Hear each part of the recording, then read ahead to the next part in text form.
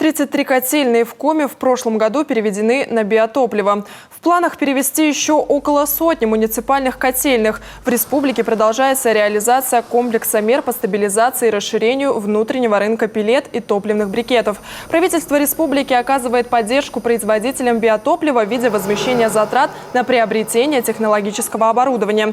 Так, в 2022 году 7 предприятий в Усть-Куломском, Сысольском, Карткиросском, Княж-Погосском районах в Печоре и Сыктывкаре получили финансовую помощь на сумму более 18 миллионов рублей. Всего на биотопливе в республике сегодня работают 58 котельных. Прошу муниципальное образование также подготовить перечень всех котельных, включая бюджетные учреждения, может быть, школы, детские сады, где возможно перевести на биотопливо эти котельные.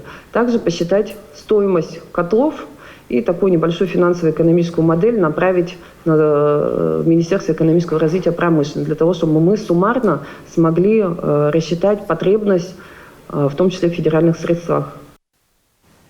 Также в Коми развивается другое направление глубокой переработки древесины – производство деревянных домокомплектов. Для их выпуска 3 компании в регионе уже имеют производственные мощности. Планируется реализовать проекты строительства домов из CLT-панелей для переселения жителей из аварийного жилищного фонда.